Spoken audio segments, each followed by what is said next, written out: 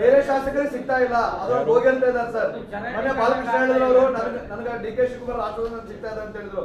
ಹಿಂಗೆ ಸಿಎಂ ಅವ್ರಿಗೆ ಮತ್ತೆ ಡಿ.ಸಿ.ಎಂ ಅವ್ರಿಗೆ ಯಾರು ಆಗ್ತಿದ್ರೆ ಅವ್ರಿಗೆ ಸಿಗ್ತಾ ಇದೆ, ಬೇರೆ ಸಿಗ್ತಾ ಇಲ್ಲ, ಅನುದಾನ ಸಿಗ್ತಾ ಇಲ್ಲ.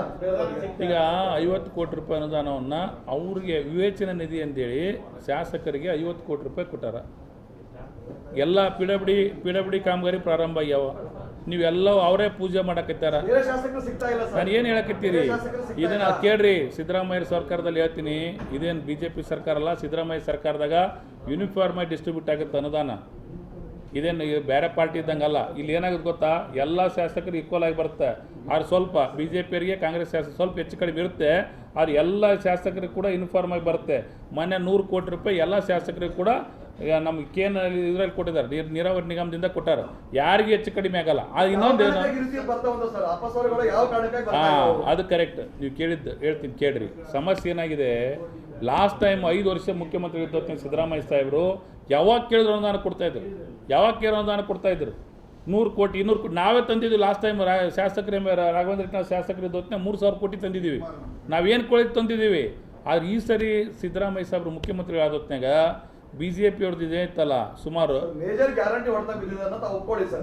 ಯಾಕಂದ್ರೆ ತಮ್ಮ ಶಾಸಕರು ಅನೇಕ ಜನರು ಹೇಳಿದ್ದಾರೆ, ಸ್ವತಃ ರಾಘವೇಂದ್ರ ಹೇಳಿದ್ದಾರೆ. ನಾನು ಏನು ಹೇಳಕತ್ತೀನಿ, ಸ್ವತಃ ರಾಘವೇಂದ್ರ ಹೇಳಿದ್ದಾರೆ. ಅದು ಗ್ಯಾರಂಟಿ ಹೊಡೆತಂತ ಯಾಕಂತೀರಿ?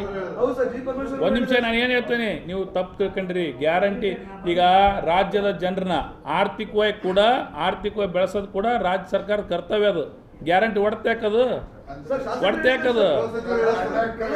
ಅಲ್ಲ. ಏನು ಹೇಳಕತ್ತೀವಿ ತಪ್ಪದು, ಹೇಳಿರ್ ತಪ್ಪು.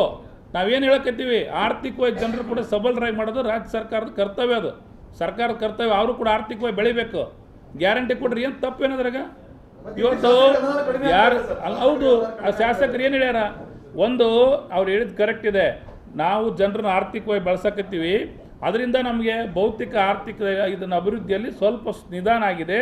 ಅದನ್ನು ಕೂಡ ಮುಂದಿನ ದಿನ ಮಾಡ್ತೀವಿ ಅಂತ ಹೇಳಿದ್ರೆ, ಈಗ ನಾವೆಲ್ಲ ಕೊಪ್ಪಳದ ಎಲ್ಲರೂ ರೋಡ್ ಮಾಡಿದ್ದೀವಿ, ಎಲ್ಲ ಗ್ರ್ಯಾಂಟ್ ಕೊಡ್ತೀವಿ, ಎಲ್ಲ ಪೂಜೆ ಮಾಡ್ತಿದಾರ. ವಿಳಂಬ ಆಗಿರ್ಬೋದು, ಆದರೆ ಜನ ಇವತ್ತು ಆರ್ಥಿಕವಾಗಿ ಬೆಳೆದಿಲ್ಲ. ಇವತ್ತೆಲ್ಲರೂ ಅಡ್ಡಾಡಕ್ಕಿತ್ತಿಲ್ಲ. ಈಗ ಜನ ಒಂದು ತಪ್ಪು ತಿಳ್ಕೊಂಡ್ರೆ, BJP ಅವ್ರಿಗೆ ಬಂದ್ಬಿಟ್ಟಿದಾಗ ಅವ್ರಿಗೆ ಒಂದು ಮನಸ್ಥಿತಿ ಅದು. ಗ್ಯಾರಂಟಿಯಿಂದ ಹಂಗಾಯ್ತು, ಅಭಿವೃದ್ಧಿ ಆಗಿಲ್ಲ, ಹಿಂಗಾಗಿಲ್ಲ. ಯಾಕೆ ಜನ ಇವತ್ತು ಆರ್ಥಿಕವಾಗಿ ಅಭಿವೃದ್ಧಿ ಆಗಿಲ್ಲ?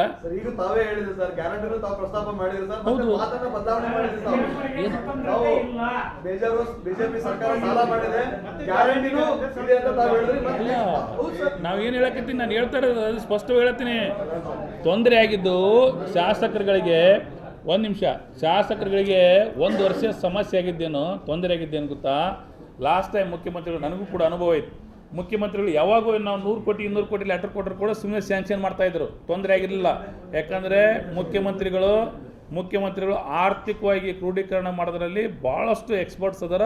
ಅವ್ರಿಗೆ ಅದರ ಅನುಭವ ಐತಿ. ಸಾಕಷ್ಟು ದುಡ್ಡು ಕೊಟ್ಟರ. ಅದನ್ನು ರಾಜ್ಯದಲ್ಲಿ ಸುಮಾರು ಯಾವುದೇ ಆರ್ಥಿಕ ಸಚಿವರು ಕೊಟ್ಟಿರ್ಲಿಕ್ಕಿಲ್ಲ.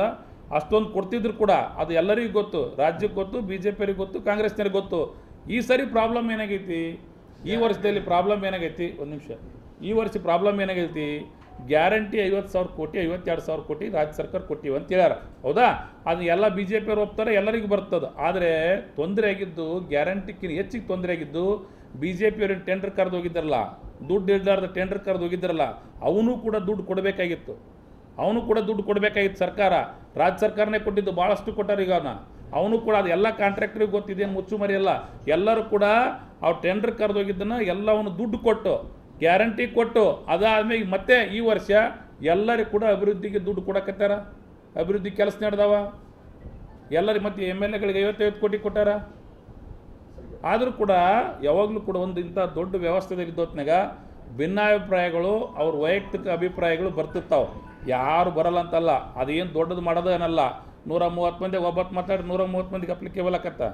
ಅದನ್ನ ಅಷ್ಟೇ ದೊಡ್ಡದಾಗಿ ಹೇಳ್ತಾರೆ. ಅದರಿಂದ ಏನಿಲ್ಲ, 1%, ನಾಟ್ ಮೋರ್ ದೆನ್ 1% ಇಲ್ಲ.